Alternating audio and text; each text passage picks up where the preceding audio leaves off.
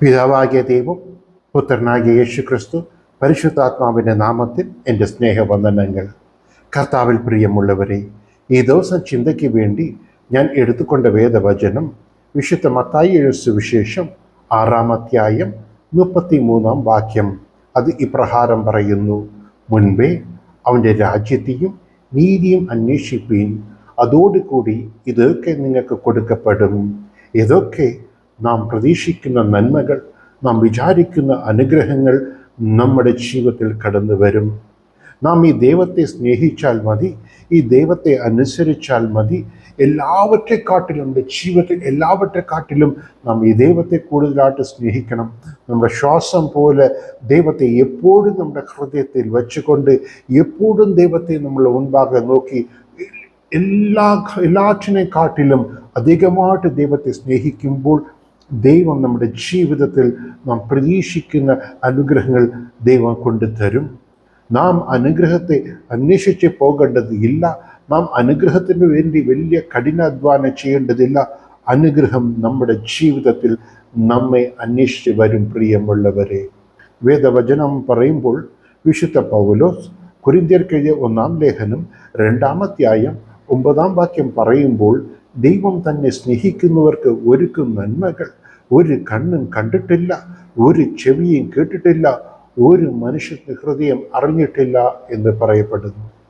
അതേപോലെ എഫേസ്യർ 3-ാം അധ്യായം 20-ാം വാക്യം പറയുന്നു: എന്നാൽ നാം ചോദിക്കുന്നതും നനയ്ക്കുന്നതും അപ്പുറമായിട്ട് ചെയ്യുന്നവൻ നമ്മുടെ ദൈവം, തന്നെ സ്നേഹിക്കുന്ന ഭക്തന്മാരെ അനുഗ്രഹിക്കുന്ന ഒരു ദൈവം നമ്മുടെ ദൈവം.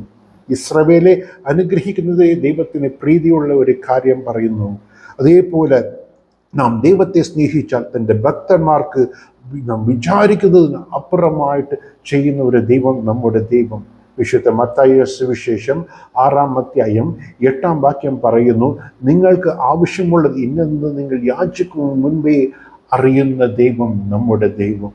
നാം വേദവചനത്തിന് എടുത്ത് വായിച്ചു നോക്കുമ്പോൾ ദൈവത്തിൻ്റെ ദാസന്മാർ, ദൈവം അവരെ അനുഗ്രഹിച്ചിട്ടുണ്ട്. പക്ഷെ അവർ ആ അനുഗ്രഹമൊക്കെ അവർ പ്രതീക്ഷിച്ചതുമില്ല, ദൈവത്തോട് ചോദിച്ചിട്ടുമില്ല. പക്ഷേ എങ്കിലോ ദൈവം അവരുടെ സ്നേഹത്തെ കണ്ട് ദൈവം അവരെ അനുഗ്രഹിച്ചു. അബ്രഹാമിൻ്റെ ജീവിതം നാം നോക്കുമ്പോൾ, അബ്രഹാം ദൈവത്തെ വിശ്വസിച്ചു. ദൈവത്തിന് ഒരു സുഹൃത്തിനെ പോലെ ദൈവം കണ്ടിരുന്നു. അബ്രഹാം ദൈവത്തെ അനുസരിച്ചു. തൻ്റെ ഏകപുത്രനെ ബലിയർപ്പിക്കുവാൻ പറഞ്ഞപ്പോൾ ഒരു ഹെസിറ്റേറ്റ് ചെയ്യാതെ അദ്ദേഹത്തിന് അത് തയ്യാറായി. തൻ്റെ ദേശത്തെ ഇനത്തെ വിട്ട് പുറപ്പെട്ടു പോ എന്ന് പറഞ്ഞപ്പോൾ ഒരു ചോദിച്ചാതെ ചെയ്തു. അത്രമാത്രം ദൈവത്തെ സ്നേഹിച്ച വ്യക്തി ദൈവം ചെയ്തത് എന്ത്? അദ്ദേഹത്തിനെ വലിയൊരു ധനവാനായിട്ട് ദൈവം മാറ്റി. ഔസേപ്പിൻ്റെ ജീവിതം നാം വായിച്ചു നോക്കുമ്പോൾ അദ്ദേഹം ദൈവത്തിന് വിരോധമായിട്ട് ഞാൻ പാപം ചെയ്യുന്നത് എങ്ങനെ എന്ന് വളരെ സത്യസന്ധതയുള്ള ദൈവത്തെ ഭയപ്പെടുന്ന ഒരു മനുഷ്യനായിരുന്നു. അദ്ദേഹം ഒരു പ്രധാനമന്ത്രി ആകണമെന്ന് ആഗ്രഹിച്ചുമില്ല, ചോദിച്ചിട്ടുമില്ല. പക്ഷേ ദൈവം, God rewarded for his love. അത് ദൈവം ഒരു രാജ്യത്തിൻ്റെ പ്രധാനമന്ത്രിയായിട്ട് അദ്ദേഹത്തെ ഉയർത്തി അനുഗ്രഹിച്ചു. ദാനിയേലിൻ്റെ ജീവിതം നോക്കുമ്പോൾ തൻ്റെ ശരീരത്തെ അശുദ്ധിപ്പെടുത്തത്തില്ല, എപ്പോഴും പ്രാർത്ഥിക്കും എന്ന് തീരുമാനമെടുത്ത ആ സത്യസന്ധതയെ, ആ വിശുദ്ധിയുള്ള ജീവിതത്തെ ദൈവം മാനിച്ച് അനേക രാജ്യങ്ങൾക്ക് ഒരു ഉയർന്ന സ്ഥാനത്തിൽ അദ്ദേഹത്തിനെ കൊണ്ട് അദ്ദേഹത്തിനെ അനുഗ്രഹിച്ചു. അതേപോലെ ദാവീദിനെ കുറിച്ച് നോക്കുമ്പോൾ 1 ശമൂവേൽ 16-ാം അധ്യായം 7-ാം വാക്യമ്പോൾ ദൈവം പറയുന്നു: എൻ്റെ ഹൃദയത്തിന് ഏറ്റവൻ എൻ്റെ അടുത്ത് ചോദിക്കാതെ ഒരു കാര്യത്തെ അവൻ ചെയ്യത്തില്ല. ദാവീദ് ദൈവത്തെ സ്നേഹിച്ചിരുന്നു. അതിനാൽ ദൈവം ഇസ്രായേലിൻ്റെ രാജ്യത്തിന് രാജാവായിട്ട് ദൈവം അറിഞ്ഞെടുത്തു. ഇത് കേൾക്കുന്ന എൻ്റെ പ്രിയമുള്ളവരെ, നിങ്ങൾ ഒരുപക്ഷെ ഇന്ന് ഒരു ജീവിതത്തിൽ പരാജയത്തിൽ കൂടി കടന്നു പോകാം. നിങ്ങൾ പ്രതീക്ഷിക്കുന്ന അനുഗ്രഹം ലഭിക്കാതെ നിങ്ങളൊരു വിഷമത്തിലാലും ഒരു വേദനയിൽ കൂടി കടന്നു പോകാം. ഞാൻ എങ്ങനെ ഇതൊക്കെ ഞാൻ അച്ചീവ് ചെയ്യും? എൻ്റെ മുമ്പിൽ ഇരിക്കുന്ന ടാസ്ക് ഹിമാലയൻ പോലെ ഇരിക്കുന്നു.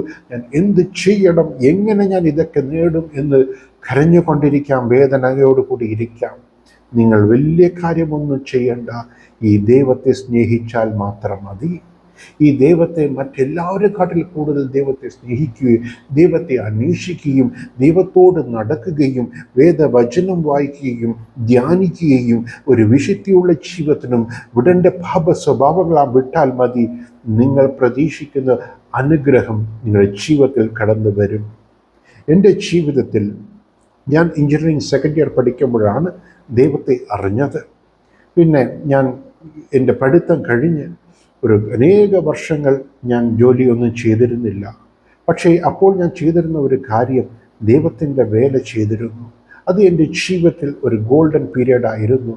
അപ്പോൾ എനിക്കും പലർ പ്രാർത്ഥിച്ച് പറഞ്ഞു, ജോലി നീ അന്വേഷിച്ച് പോകേണ്ടതില്ല, ജോലി നിന്നെ അന്വേഷിച്ച് വരും എന്ന്. ഇത് ഒരു ചിലരൊക്കെ എന്നെ പരിഹസിച്ചു തുടങ്ങി. അത് വെറുതെ ഇങ്ങനെ ഇരുന്നാൽ മതി, ജോലി നിനക്ക് കൊണ്ടുതരുമോ എന്ന് പലരൊക്കെ ചോദിച്ചു. ഞാൻ ചെയ്ത ഒരു കാര്യം, എൻ്റെ പഠിത്തം കഴിഞ്ഞിട്ട് ഞാനൊരു കോഴ്സ് ചെയ്യുവാൻ വേണ്ടി ബാംഗ്ലൂരിലേക്ക് കടന്നു വന്നു. കോഴ്സ് ചെയ്തു, പിന്നെ ജോബിന് ട്രൈ ചെയ്തുകൊണ്ടിരുന്നു. ഒരു സമയം എനിക്കൊരു കോൾ വന്നു.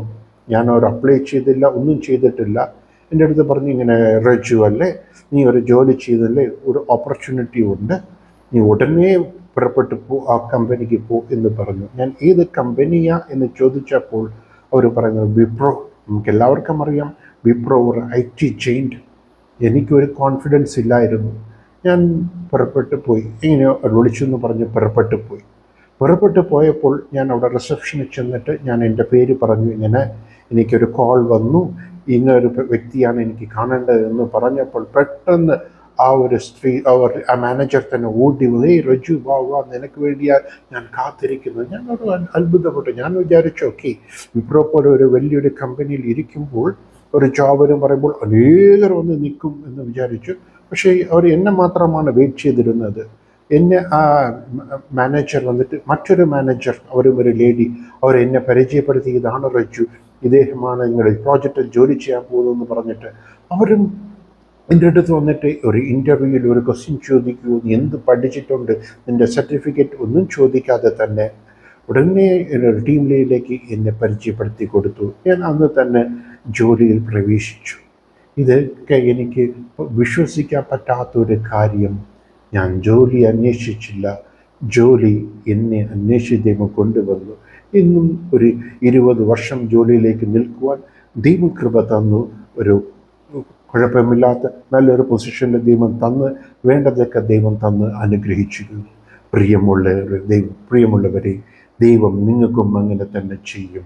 നിങ്ങൾക്ക് എന്ത് അനുഗ്രഹമാണ് വേണ്ടത്, ഏത് കാര്യത്തിന് വേണ്ടി പ്രാർത്ഥിച്ചു കൊണ്ടിരിക്കുന്നു, ചെയ്യേണ്ടത് ഒരേ ഒരു കാര്യം, ഈ ദൈവത്തെ നാം അന്വേഷിച്ചാൽ മതി, ഈ ദൈവത്തെ നാം സ്നേഹിച്ചാൽ മാത്രം മതി. ഫിലിപ്പിയൻസ് 4:19 പറയുന്നു, ദൈവം എല്ലാ സമ്പൂർണ്ണതയും തൻ്റെ യേശുക്രിസ്തുവിൻ വഴി നമുക്ക് നൽകും എന്ന് ദൈവത്തിൻ്റെ വചനം പറയുന്നു. നിങ്ങൾ ഏതൊരു കാര്യത്തിന് വേണ്ടി പ്രാർത്ഥിക്കുന്നു, ഏതൊരു കാര്യമാണ് നിങ്ങൾ ആഗ്രഹിച്ചു കൊണ്ടിരിക്കുന്നത്, അത് എത്ര വലിയ കാര്യമായിരുന്നാലും നമ്മുടെ ദൈവത്താൽ അത് തരാൻ കഴിയും. പ്രിയമുള്ളവരെ, you might be thinking that it might be impossible. Don't worry about a thing. Nothing is impossible for God. ദൈവത്തിന് അത്ഭുതം ചെയ്യുന്നത് ഒരു ചെറിയൊരു കാര്യം.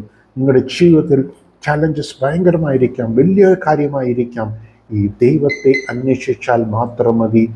നിങ്ങൾ പ്രതീക്ഷിക്കുന്ന അനുഗ്രഹം നിങ്ങളെ അന്വേഷിച്ചു വരും. എത്ര വലിയ കാര്യമായിരുന്നാലും നിങ്ങളെ തീർച്ചയായിട്ടും അത് അന്വേഷിച്ചു വരും. പ്രിയമുള്ളവരെ, അതുകൊണ്ട് നാം ചെയ്യേണ്ട ഒരു കാര്യം, മുൻപേ ദൈവയുടെ രാജ്യത്തെയും നീതിയും അന്വേഷിക്കുക. ആദ്യം നാം ദൈവത്തെ സ്നേഹിക്കുക, മറ്റെല്ലാവരും കാട്ടിലും ദൈവത്തെ സ്നേഹിക്കുക, ദൈവത്തെ അന്വേഷിക്കുക, ഒவ்வொரு ദിവസവും പ്രാർത്ഥിക്കുക, ഓരോ ദിവസം 2-3 പ്രാവശ്യം പ്രാർത്ഥിക്കുക, വേദവചനം വായിക്കുക, ദൈവത്തിൻ്റെ തിരഹിതമില്ലാതെ കാര്യങ്ങൾ വിട്ട് അകറ്റുക, ദൈവം പ്രതീക്ഷിക്കുന്ന കാര്യങ്ങൾ ചെയ്യുക. അങ്ങനെ എല്ലാവരും കാട്ടിലും നിങ്ങൾ ദൈവത്തെ അന്വേഷിക്കുമ്പോൾ, സ്നേഹിക്കുമ്പോൾ നിങ്ങളുടെ ജീവിതത്തെ ദൈവം അനുഗ്രഹിക്കും.